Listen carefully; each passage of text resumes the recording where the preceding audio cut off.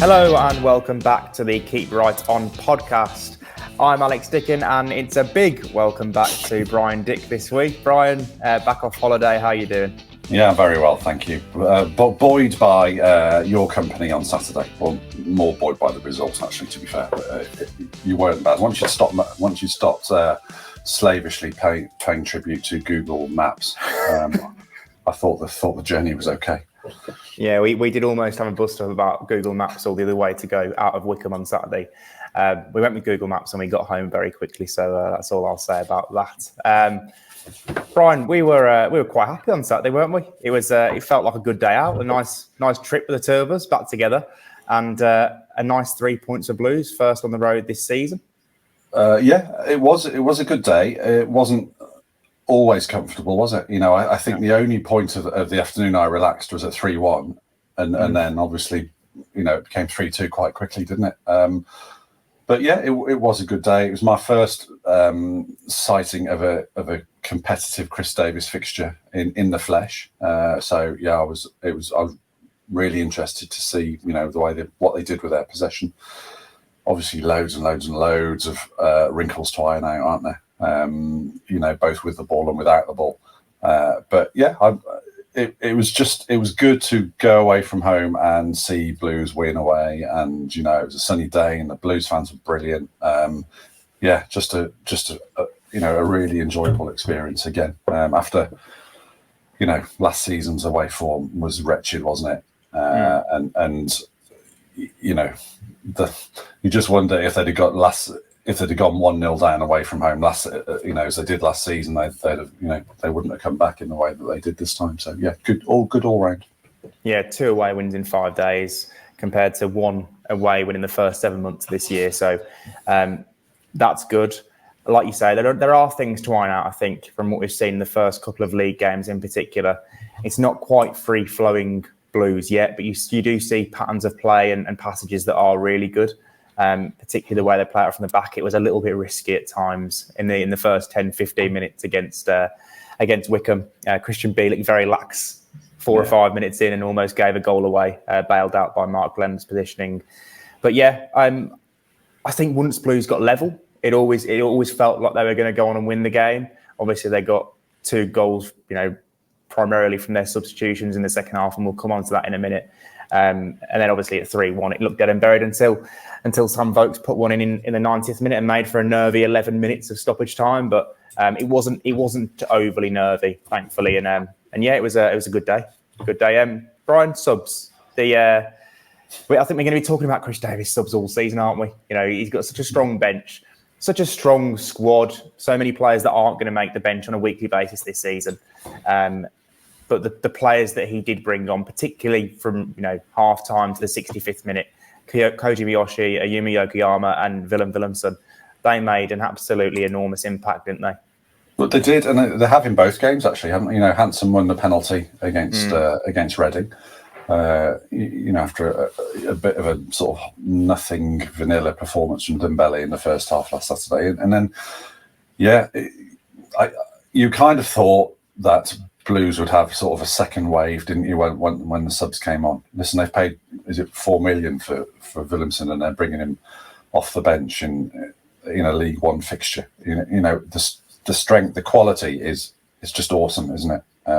Yokoyama, first sighting of him, you know, I've gushed about Willemsen before, and I've seen him take a little bit of a stick on social media. But I do think there's a real player in there. I'm looking forward to seeing a lot more of him. Yokoyama, I think, yeah, I tweeted after his assist for the Luke Harris goal, you know, that he was, how quick he was. And I think what I meant by that, it wasn't necessarily the way he flew past the defender, although he did, because he stood the defender up and then just was gone within 2 yards, wasn't it? The ball to him was passed in a general area of him, wasn't it? And he had to. It looked as though the defender was had a 5 meter start on him, and Yokoyama won that really easily, that particular race. So that pace, you know, I think he's, you know, that pace and the assist difficult to say he's going to be brilliant this season on 30 minutes or whatever he had, but it was so encouraging. Really, really caught the eye. Miyoshi, I thought, some neat touches. He got done for the Wickham goal, didn't he? Which was frustrating. I don't, shouldn't be was he nutmegged? I think he was, wasn't he?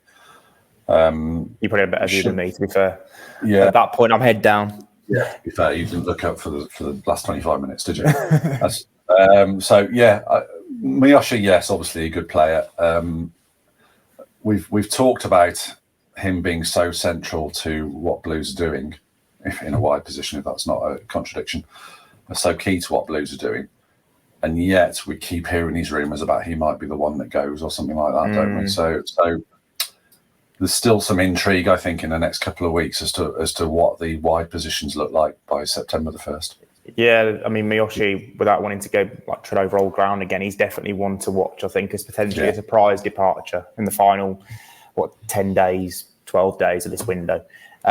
Going back to Yokoyama, I think what you mentioned about his speed, I don't think he's someone who'd necessarily be that fast over, say, 30, 40 yards, but I think in that initial 5-10 yard burst, that little bit that works a space, he did look really, really strong. So a very, very good assist and a tidy finish by Luke Harris as well. And Chris Davies mentioned after the game about him, because he was somebody who kind of didn't really impress against Charlton on his first start, and probably didn't impress us, I think it's fair to say, in the first 45 minutes at Wickham. But he picked up good positions, got into the right areas and knitted things together. And it's quite clear that Chris Davies thinks he's got the ability to score goals and wants to get him in those positions, which is why he plays further forward as a 10 or attacking midfielder. And he did finish well and arrived at the perfect time. So I was impressed by Yokoyama's initial involvement. And again, he's going to be a wide player, probably still quite raw at 21, who's going to play in moments, isn't he? But I was really impressed by Willemsen, because he was playing a little bit deeper than he played throughout pre-season and in the first game against Reading. And he, kind of instigated that third goal with his ball in behind for May, and then he fell to Miyoshi and the shot came back to Willemsen. And the finish was ruthless. Really ruthless. That's what you want, is that you want him to be getting probably double figures this season, and that with that kind of finishing, he should be. Can we just go down a bit of an alleyway or down a rabbit hole of formations? I know not again. I know you've done this, but it was my kind of first sighting. Chris Davies, as we know, Chris Davies says it's a 4-3-3. It looks like a 4-2-3-1, doesn't it, when we see it? But I think the way that Willemsen and to an extent Luke Harris played it as well, they weren't as far advanced as a 10, were they? No, so they did look more like 8s and 10s, is what I'm saying. Yeah, with that, once Willemsen came on, it definitely looked like 4-3-3, I would say. You've got two really high wingers, obviously one in Miyoshi who does come inside a lot and allow Laird to go on the overlap, but you did have two high 8s and you had one clear sitting midfield player in Peck. I actually prefer Peck, and I've said it on the previous podcast, I prefer Peck when he's probably one of the 8s or the 8. Further forward, I think he looks better in that position, and Leonard probably looks better as the holding midfield player of the two of them. But yeah, like you say, it was a 4-3-3 from 65 minutes onwards. Yeah, and it was a bold substitution, to be fair, because the game hadn't been won, and he took off Leonard, who I thought was pushing Alfie May to be Blues' best player until he went off. So he took off the sort of the 6, the defensive midfielder, and stuck on Willemsen, and that was, I thought that was a really quite ambitious and adventurous way of going about it, because had Wickham scored the third goal and i.e. gone 2-1 up, it would have been a real arm wrestle. But no, we came into this talking about Davis's subs, and they were good, weren't they? Just as they were in the first match. Yeah, definitely. Really good. Again, going to be a theme of the season. We are going to come on to squad depth, so I don't want to ruin that segment of the podcast. Brian, sorry, go on. Just while we're on Davis, you mentioned earlier on about, or I mentioned about wrinkles to be ironed out. Chris Davies saw that. He absolutely went ballistic, didn't he, when Clara gave the ball away in the first half? I thought some of the distribution was very good, but from both Bielik and Clara. But Clara gave the ball away, I think, to a guy on halfway, and oh my God, Davies exploded and unleashed a bit of Anglo-Saxon, didn't he? Yeah, I don't know where he came from. He just kind of ran out of the because the dugout was kind of blinded as of our view of Davies. He just ran out the side and screamed 2 words. You can probably guess what the words were. Yeah. But yeah, it wasn't technical coaching advice, was it, Ryan? No, definitely not. Not positive reinforcement or anything. It's very negative, in fact. Going on to another player who really impressed me in the game, was my man of the match. I think you've mentioned he was your man of the match as well, Alfie May. I think when Blues signed him, we looked at his numbers and his profile and thought, pure goal scorer. And he is a goal scorer. He's poached one against Wickham. He scored a penalty against Reading, scored 5 in 6 pre-season games. Goals are clearly what we're going to get. But Blues are getting a hell of a lot more, aren't they, Brian? His all-round play against Wickham was so intelligent, so good. The way he linked with the other forward players, the way he drops deep to collect possession, the way he gets involved in the build-up play, and even the way he spins. You're not looking at Alfie May and thinking you're a player with pace who's going to get away from players, but it's the intelligence of his movement and his touches. I think there was one kind of long ball played in his direction towards the end of the first half, and the centre back was up his back, and he just flicked it around the corner with his head. Was going to get on the other side of it and got fouled and won his team a free kick when they were under a little bit of pressure. So it's that kind of player as well. He's always got an idea in his head, and that's the mark of a good player, isn't it? Yeah, there was something in an incident like that towards the end of the game, like really close to the final whistle, where the ball's punted forward to him. He's got nothing he can do nothing else than flick it on with his head. But he sort of flicked it round the corner, didn't he? And tried to, so only he could win that race. I've been impressed, actually. Blues have been linked with Alfie May for 5-6 windows, and it's always felt to me a little bit of a sort of an easy link. There's a local guy, relatively local guy, scoring some goals. Let's go and get him and plug him in, and everything will be okay. I have seen him play a reasonable amount for Cheltenham, but I just feel his link-up play and his sort of football awareness is. I think that's what I've been most impressed with. He's looking absolutely. We're not going to give the Player of the Year at this stage, but it's been a great start, hasn't it? And you said on Saturday you can see why the Blues fans love him, because he gets involved with them. He gives the away fans a bit of stick, doesn't he? Or the opposition fans, as they were in Reading away at St Andrews. And he looks a real character, full of confidence. And I noticed when he was on the bench, having come off on Saturday, he was up on his feet. He was clapping. He was imploring. He was really, really still engaged. Not like a centre forward that's come off and scored his goal and done his bit for the day. I can see why the Blues fans love him. I really can. Yeah, speaking of giving it to opposition fans, I think Alfie May spent his Sunday trolling rival football fans on Twitter, or X, whatever it's called. So clearly doesn't mind getting involved and giving some and taking some. He's taken plenty, I suppose, from League One teams so far this season. So that's I mean, it's nice to see, but it's humorous to see. Another humorous thing we saw on Saturday, Brian. You might explain this better than me. You might tell the story better. There was a bit of drama in the press box pre-match. Brian and I were sitting next to each other, but obviously we're not that friendly, so we left about 4 or 5 seats between us, didn't we? A buffer zone, that's right, yeah. Yeah, we did. So you could just about hear each other, but wouldn't have to hear every word. And another journalist, quite late in the day, I think about 5 or 10 minutes before kickoff, decided that they weren't going to ask people to stand up on our row. They just wanted to climb over the desks and get in between us. And it went quite badly, didn't it, Brian? We effectively saved his life. Absolutely. So he sort of stood. He was on the row, sort of in front of us, wasn't he? He stood on the seat, stood on the back of the seat, I think, to try and get his leg over the benches. It was an optimistic routine. We have to say this. It was an optimistic routine, and he didn't get his sort of centre of gravity over to tip him into our row, and he ended up falling backwards. And I caught him. You came along and we helped him in, and he just sort of sat down next to us and didn't say anything to us.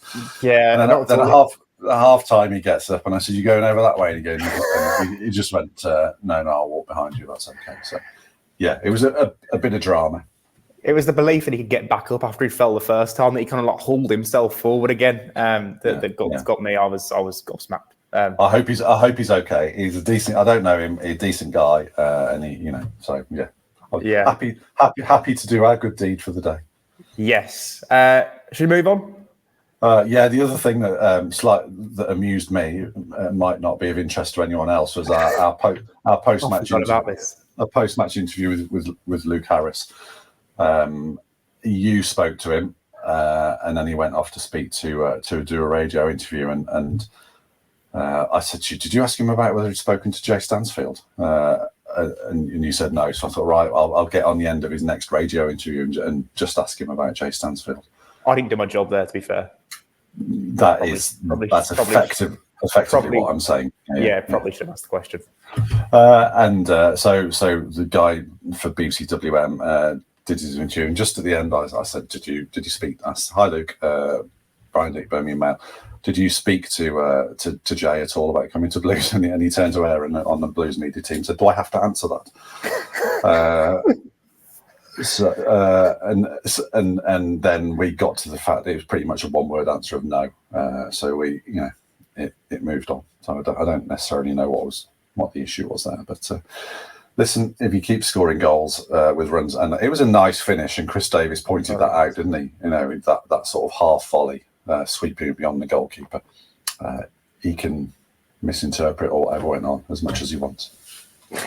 Moving on, just going to quickly go over the other League One games. So, Brian, you're struggling to get into League One, aren't you? You've said this a couple of times to me. You're more do you feel more invested in the Championship still? I still do. Yeah. Why is that? I suppose I know more about the Championship teams. There's more engaging names. Yeah, okay. I feel like it's only a one season stay in League One, and I want to stay on top of what's going on in the Championship. So I've been seeing a few highlights. Haven't watched all the highlights. I've seen a few League One highlights. Obviously, you look out for the results. And what I would say, I suppose, is most of the front runners are emerging quite quickly, aren't they? With the exception of Rotherham.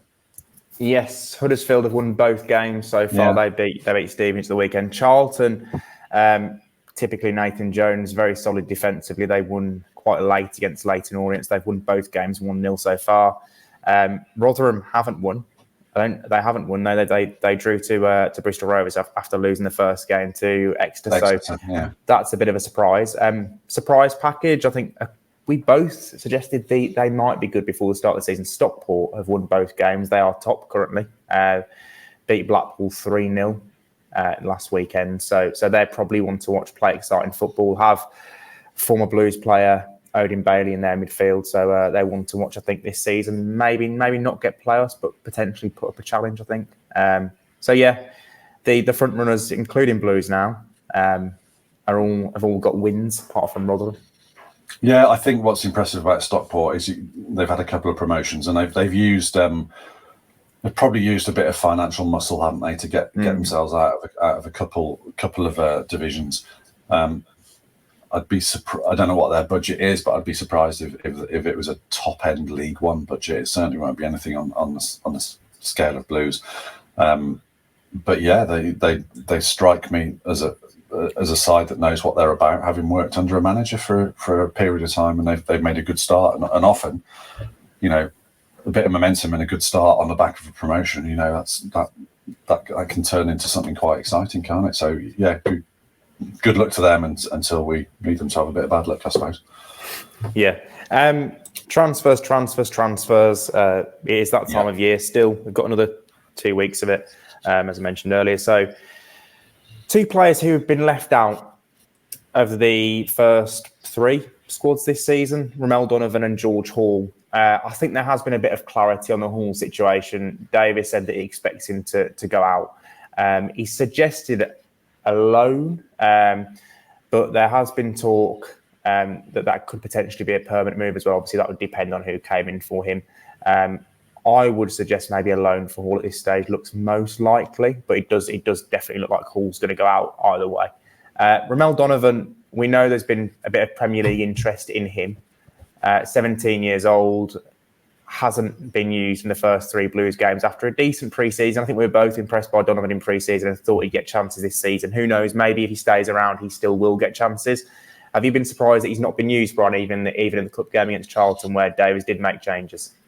I mean, yes, I have been. He, as you say, he was pretty active in pre-season, wasn't he?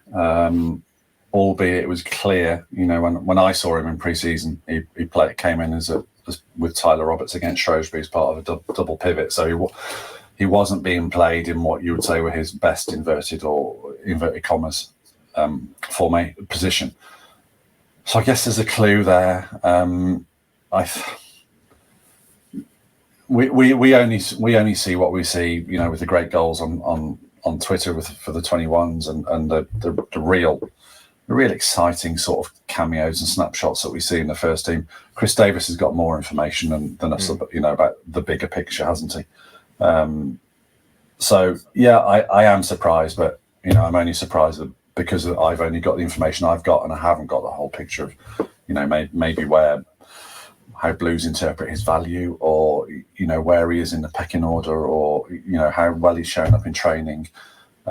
So yeah, there's variables that we're not aware of, but yeah, on the information I've got, what I've seen so far, I think he could have a real decent impact in the Blues games that have been last week or so.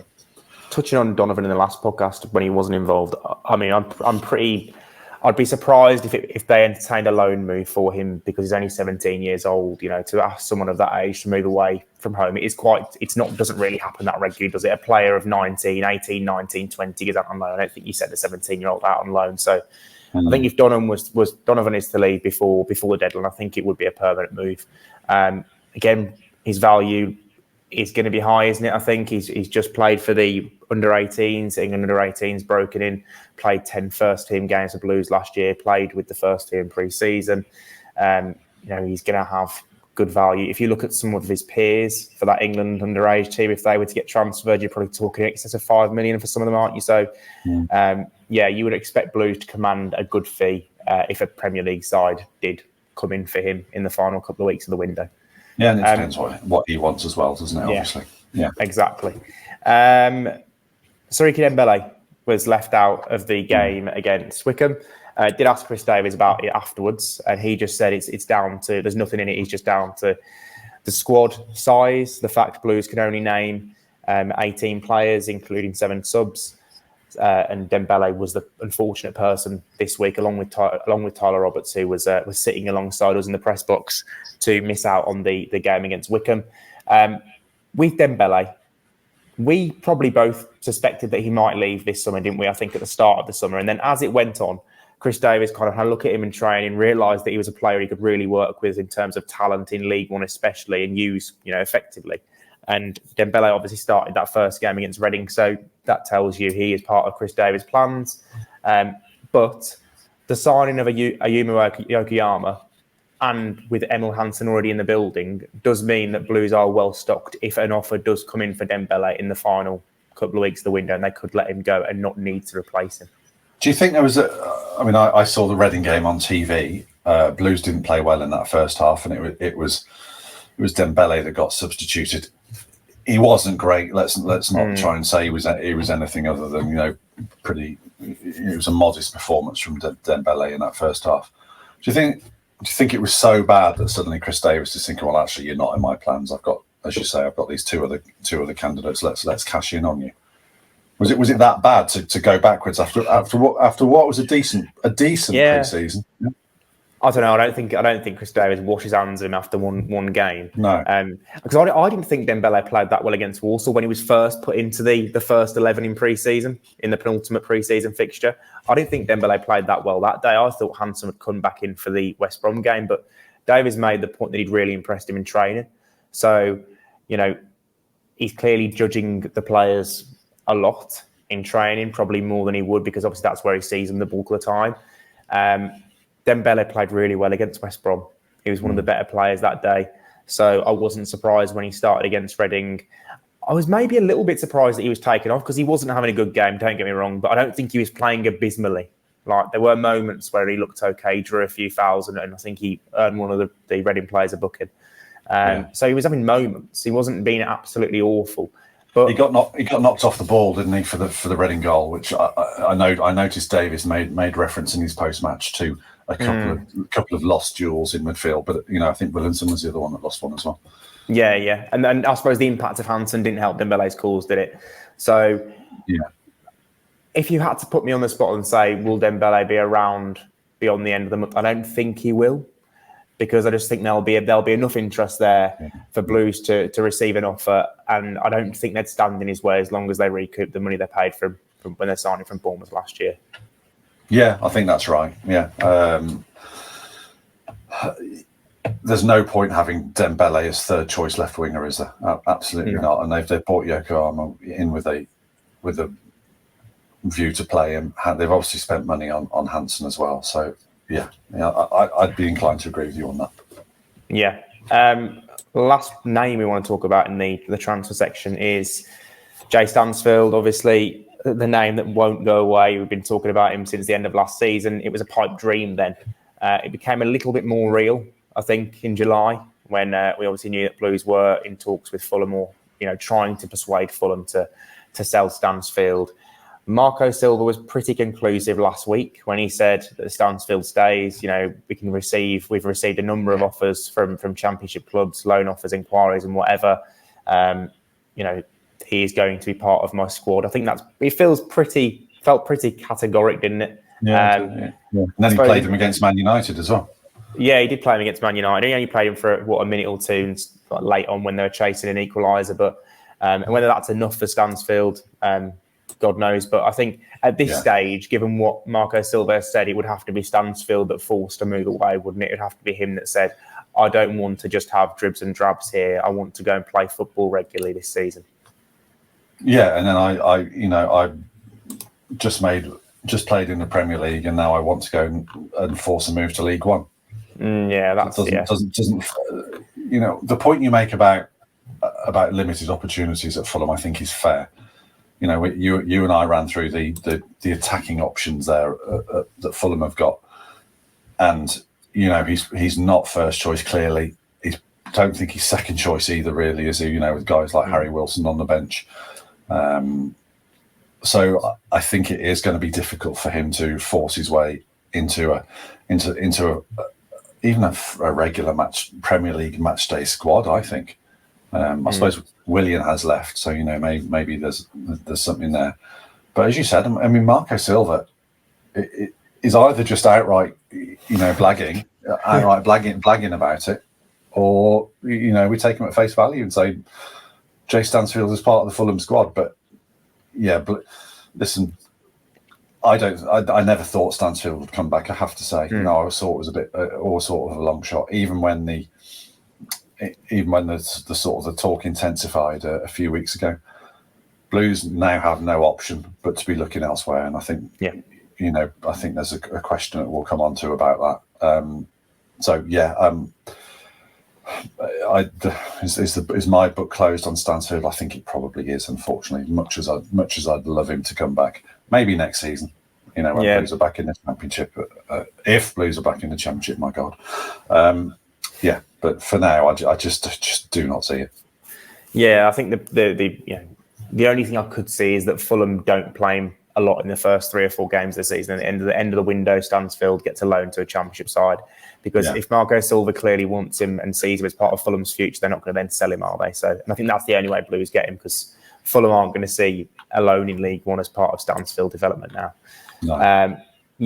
With regards incomings, I think it's probably 3 I see for Blues in the remainder of the window. Speaking to Chris Davies about the centre-back situation last week, he made it quite clear that a centre-back will come in before the end of the window. Obviously, they've been chasing Stansfield, so a striker, forward-type player is, again, what they need and will want, and probably a central midfield player, because they haven't really replaced Jordan James, have they? They signed Mark Leonard, who was probably always going to be the starting player alongside Peck, but they still need that extra body in there to replace the hole that's to fill the hole that Jordan James left. So those three positions right through the spine are the ones that stand out to me now. Yeah, I agree. I think we're going to go on to the questions and the points that we've had sent in, and it seems like an obvious sort of segue to go into whose question was it?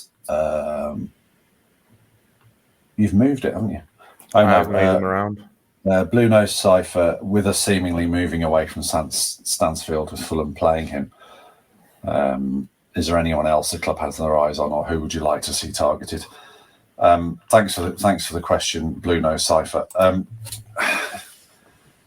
We've been kicking names around, haven't we? And it's really difficult to come up with someone that scored goals in League Two or someone that's pulling up trees in League One. It feels like there's going to be, something left field from overseas, doesn't it? And it's difficult to know what Blues. I mean, what do Blues want, Alex? They've got Dukey at one end of the career spectrum, and one end of the skill set spectrum.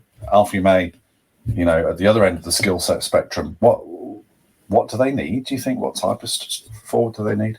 Well, when you've got a 35-year-old, probably we can put Djukovic in the target man category, can't we? And you've got Alfie May, who's a goal scorer, a bit of an all-rounder. The number 9, isn't he, Alfie? He is a number 9. I think you need more of an all-rounder. You need somebody who, if you sign him and he's not going to be your first-choice striker, because May might be your first-choice striker, he can still get minutes playing in wide positions as well as minutes through the middle when May's not starting.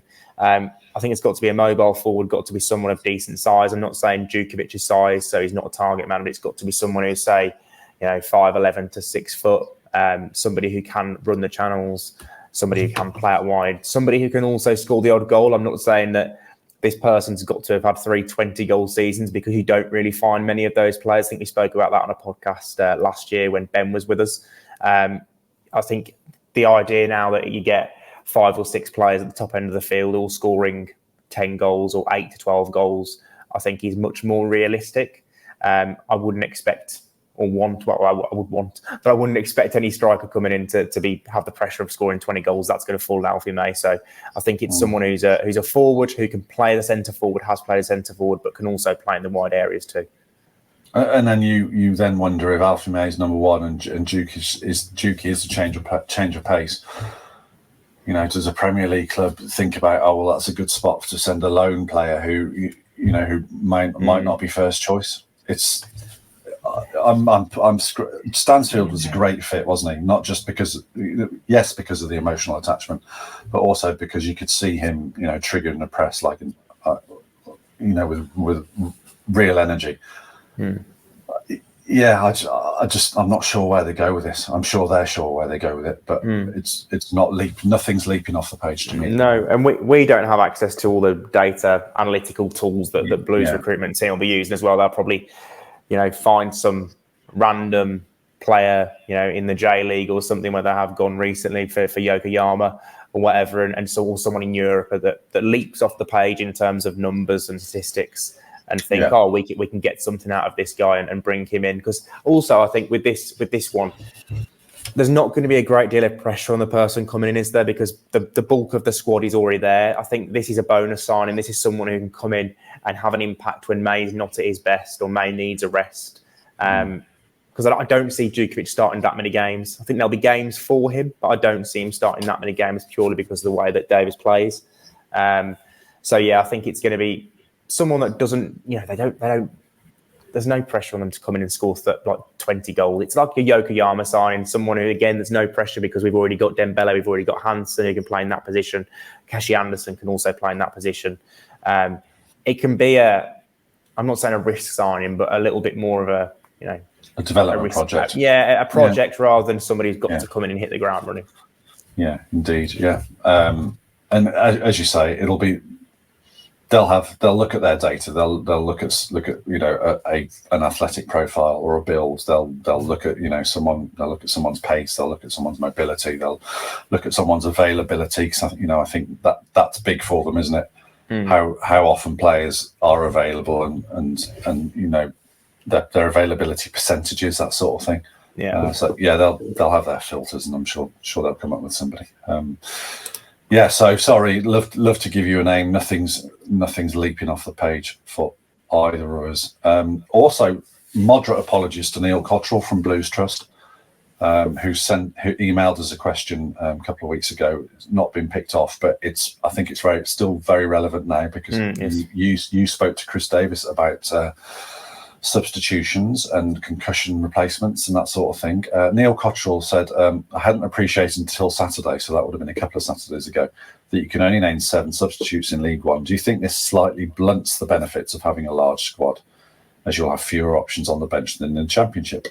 E.g., he's mentioned Roberts and Donovan, which was both true against Reading and against Wickham as well. Also, and this is an interesting point, also this could lead to frustration in the squad, if not in the 18. And just what do you say to any of those points, Alex? Yeah. So if we're looking at the first part of that question, the 7 subs, I think it does blunt the benefits of having a large squad a little bit, because you're going to have 4 or 5 players in this case who can't make the bench every single week. Tyler Roberts has not made the 2 League One matchday squads. Tyler Roberts played in League One 7 seasons ago and pretty much completed it when he was 18 years old with Walsall and with Oxford. So, he's played in the Premier League 2 years ago for Leeds, and he hasn't just played in the Premier League. He's been a regular starting player in the Premier League under Marcelo Bielsa for 2 seasons. So, for him to not even be making squads of a League One team is, pretty rare. It does show the ridiculous squad depth Blues have. The benefits of having a large squad are that when you do get injuries, as Blues found last season and seasons before, you're able to replace them with quality players, because ultimately by the end of this window, Blues are probably going to have 2 experienced players in each position. That's a very good thing. With regards but then again, that leads us into the latter part of the question, which is, will that lead to increased frustration in the squad for those not in the 18? And of course it will. And I think that's a really key test of Davies' managerial skills in his first job. How does he manage the personalities when they're left out of the squad on a weekly basis? How does he rotate it around? Does he do a rotation policy where, if Tyler Roberts might be left out for the first 2 games, then it's someone else for the next 2 or 3, and then it's moved around so that players feel part of it? Because in football, it's easy not to feel part of it when you're not involved. Players always say when they're injured, they sometimes kind of lose that emotional attachment to it, and I think it'll be exactly the same if you're a player who's fit every week, plays all the training sessions, does well in training sessions, then get told by Chris Davies on a Friday afternoon that you're not going to be involved in the squad on a Saturday. And it's potentially even worse if you're the person who like Roberts has travelled to Wickham with the team, spent the couple of days with them, and then you're not involved. You're the kind of spare part. That 19th man is a horrible place to be, I think. So that's going to be the acid test of Davies' managerial skills, how he kind of keeps all these players motivated who aren't always playing. It's easy to keep Christian Bielik motivated. It's not so easy to keep someone who's not in the picture 9 times out of 10. I felt for Roberts on Saturday actually, because as you say, he was sat 5 or 6 seats away from us, and he watched Williamson score, and he watched Luke Harris score. Two players in a position that he would potentially be very well suited to. I suppose for the next couple of weeks, there's the Fulham fixture, there's a Fulham League Cup match, isn't there? And then there's also a Bristol Street Motors EFL Trophy game the week after that against Walsall. I think Walsall could find themselves up against quite a strong side, to be fair. So whilst there are those midweek fixtures, there are opportunities to keep guys engaged. I think if the League Cup dries up a little bit, with the greatest respect to the EFL Trophy, some of the more senior players that are on the fringes are not going to be massively happy about playing against under 21 sides, are they? So I agree with you. You stole my thunder a little bit there. I think that is going to be a real test of a young manager, managing all those different agendas. Yeah, and when you think of the under 21s thing, Blues going to play Fulham 21s, aren't they? How many times do experienced players coming back from injury, how many times do they drop down to the 21s to get match fitness and work their match fitness. So they very rarely do it, do they? You know, you don't see senior professionals like dropping down to 21s and playing the odd game to work on their fitness. It does happen because sometimes players are desperate to improve their match fitness in time, in preparation for going back into the first team. But it doesn't always happen. And I've spoken to managers in the past, sometimes at Premier League clubs, who kind of see it as a little bit disrespectful to ask those players to go down and play there. I don't think it's disrespectful, really, but you don't always see it, do you, Brian? You don't see players, experienced players, going and playing for, you know, the under 21s to get fit. And for those players, are they going to be massively motivated to play against players who are 19 when they're 30? Yeah, you only see it, as you say, as part of a rehabilitation process when when they've come back from injury, they want their first 45, they want their first hour, and then maybe they can go on the bench in the first team. But yeah, you wouldn't see, you know, a 27-year-old central midfielder go in and playing 15 games in a professional development league, would you? No. Absolutely not. So yeah, that's an interesting point Neil makes. And Chris Davies really warmed to the idea of, yes, you know, we have got a strong squad. We should be allowed to use it. You know, you were pushing against an open door when you asked that question, weren't you? Literally, it was an open goal, wasn't it? So he obviously believes that, you know, Blues should be able to have 20-man squads in League One. I don't really think there's a massive argument against it. When there are slightly different squad rules between League One and the Championship. Championship's a straight 25-man squad, whereas League One is a 22-man squad with, you know, you can register as many goalkeepers as you want. Probably going to be 2, isn't it? And then there are obviously underage players as well, or players under the age of 21. There aren't really any differences, so you do wonder why clubs can't have 20-man squads. And the key thing for me, the key takeaway for me, is that it does invite Davies to promote young players, doesn't it? You know, occasionally, he's not always going to have 24 senior players that are fit. So, you know, he'll be able to bring up a younger player for a game or two, or a few games, a Josh Home or something, or a Toby Fogarty throughout the season, and give them that little bit of exposure and kind of give them a feel of what it's like to be a part of the first team. Whereas there's going to be absolutely no room for that this season, is there? Unless Blues have a real injury crisis, they're always going to have 7 subs comfortably. You know, he can name 10 subs at the moment because everyone's fit. Yeah, indeed. Thanks for that, Neil. Sorry for the delay in getting to it. Liam Pierce has asked, have Blues got out of second gear yet? And he said, it looks like in the 3 games that we aren't even in our stride, and teams look tired after 60 minutes. You'd have to say, no, they're not out of second gear yet, wouldn't you? No, yeah. I've like I said before, Blues have played in spells in these first 3 games. They look really, really, really good coming out of defence sometimes, and other times they look a little bit lax. Mostly it's been good. I'd say probably 60% of the football we've watched this season has been pretty decent. Against Reading, they struggled. Reading had a clear game plan. They pressed really well with the 3 forwards. They defended very well as a team behind those 3 forwards, and they hit Blues on the counter when they could. They were really well coached and probably caught Blues a little bit cold, I think, in terms of how they set up. And Blues did well to get back into it. And then probably, as we said, you know, they would have won the game if it went on for another 5 or 10 minutes. But yeah, there's so much more to come from this team, so much more that we saw in pre-season. Admittedly, that is pre-season, where, you know, half the teams aren't that bothered about results. Most teams probably aren't bothered about results. So we're going to see improvements. Eventually, it will click. There'll be a game or 2 games where Blues score 3 or 4 goals and don't concede any. It looks really good. There are just still teething issues, aren't there? Like, you know, they're asking certain players to play a different way, and it's not quite been perfect. Like Christoph Clara, I thought was sensational against Charlton. I thought he was quite poor in the first half against Wickham. I actually thought he was found out a few times by was it Sadler on the left wing? He caught him out a couple of times, and obviously went past him so easily for their goal. So yeah, they're just little details that need to improve. But I think we obviously know Blues have got the makings of a superb League One team. Yeah, no, I agree. They're not in full throttle yet. We'll come on to a question about, I think, about which game are you picturing as a one where it will click and we will win comfortably by a few goals. I think that's from Matty Davis. I mean, it literally could be on any given Saturday, couldn't it? that it could fall into place.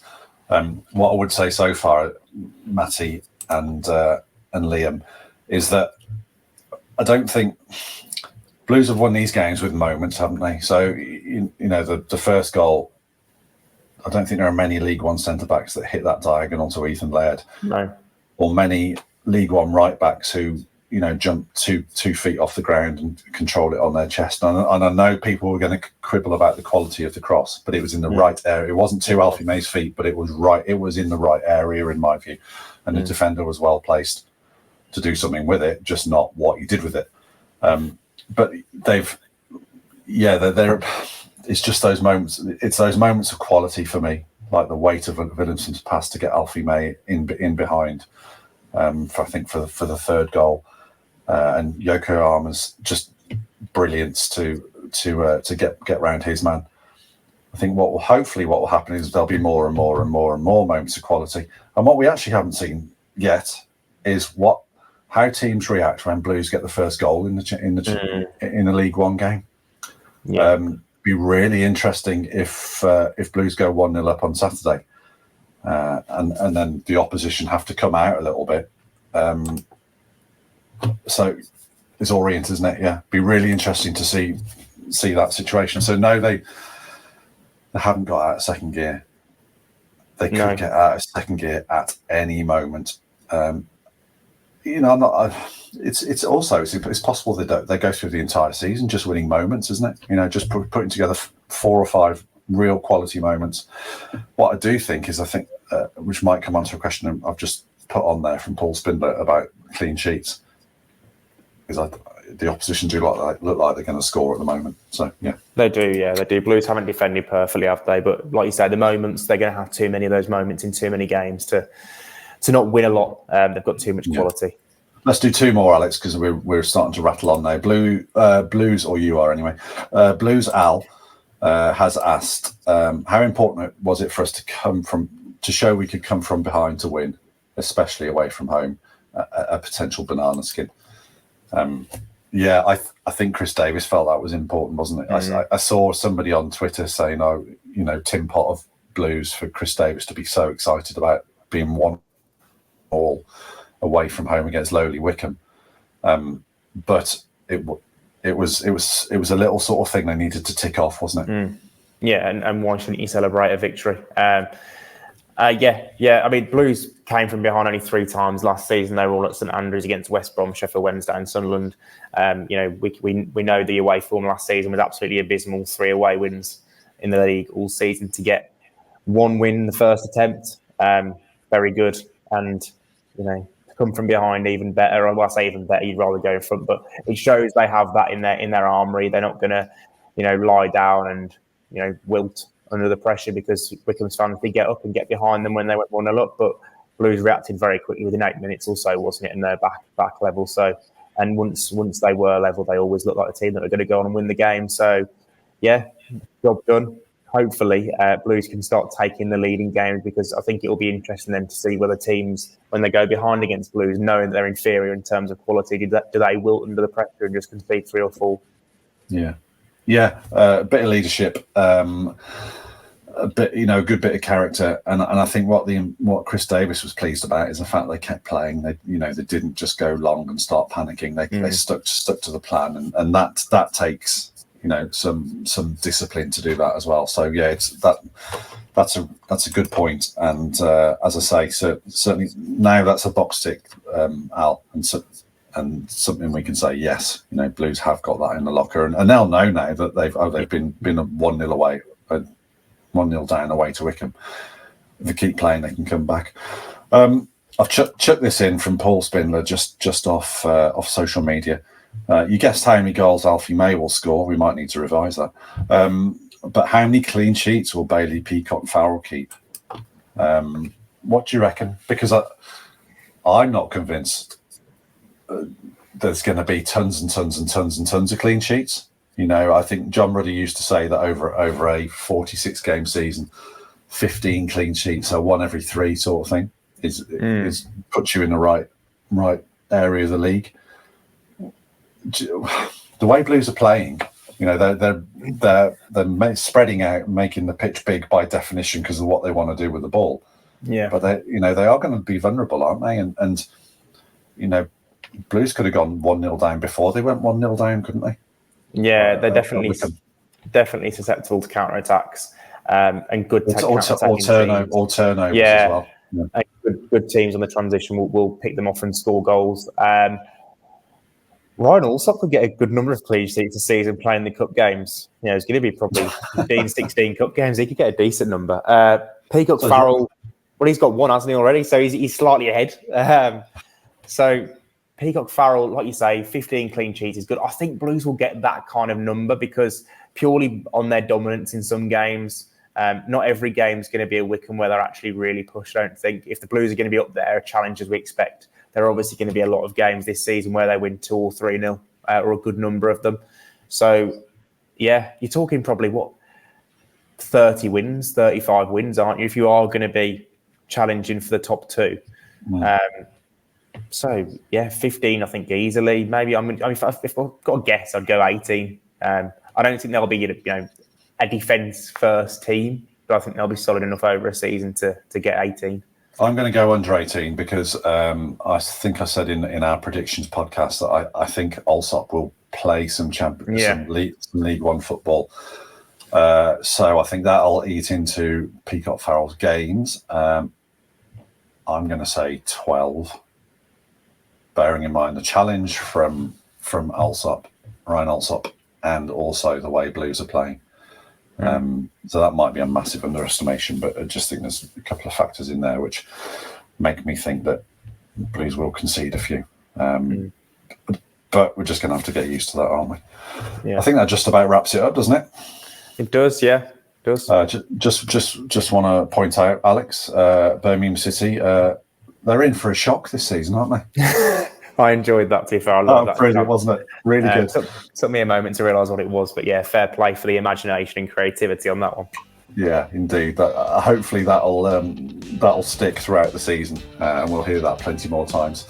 Alex, thanks for your time. Everyone out there, thank you all for listening and your continued interest. Leave us a rating or a review, and you'll no doubt be hearing from us later this week. Keep right on.